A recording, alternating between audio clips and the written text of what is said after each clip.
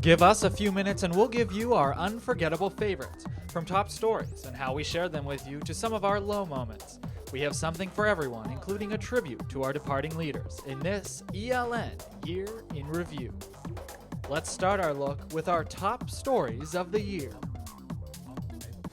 Before classes started, ELN was working hard to bring you everything you needed to know for election 2012. I'm here at the Tampa Bay Convention Center. The security presence here in Charlotte is very noticeable. We were at both the Democratic National Convention in Charlotte and the Republican National Convention in Tampa, covering all the stories that mattered to you.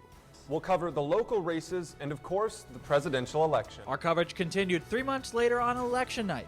We produced 7 hours of live content covering the presidential election from all different angles.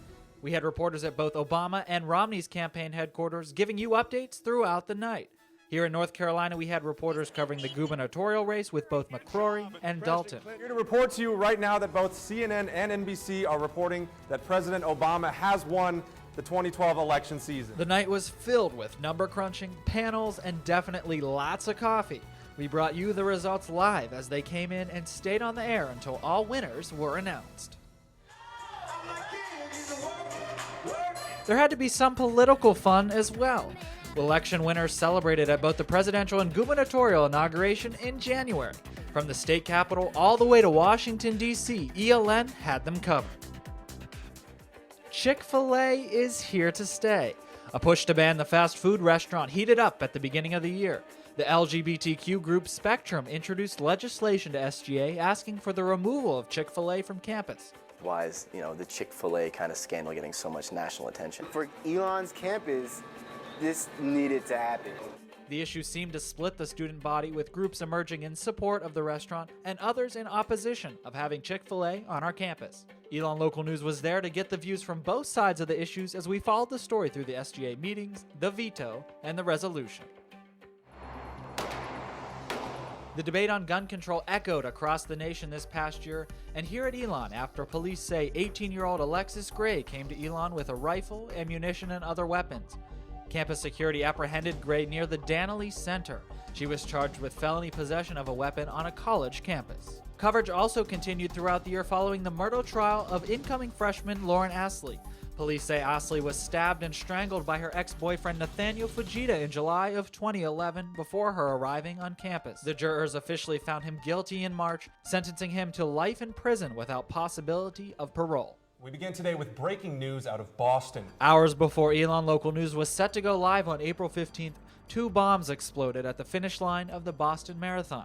With 9% of ELN students from the Massachusetts area, ELN went to the field immediately to get reactions from students. My dad works at the hospital, and he said they're bringing people there. We spoke to a former ELN student who was in the area when the bombings went off, as well as a professor who lived just blocks from the bombings. I'm Justin Beagle here with my partner Jamie Daffner to recap today's events in the Southern Conference Tournament. ELN Athletics had a great year, but no team caught our attention more than the men's basketball team record season. With 21 wins, ELN was invited to play in the College Invitational Tournament. This would be the team's first postseason appearance in school history while being in Division I athletics. Although ELN lost in the first round to Canisius, playing in the tournament marked a major breakthrough of the men's basketball team and the entire ELN athletics program. And finally, we just can't get over this moment.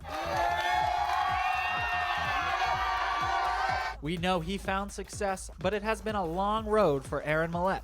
After several months of training and praying, his dream of playing in the NFL finally came true. In the fall, Millett was tearing up the turf, racking up 97 catches for 1,400 yards and 18 touchdowns for the Phoenix. After more training, it all came down to the last weekend in April. Millett was selected by the Baltimore Ravens with the 238th pick in the 7th round of the NFL Draft.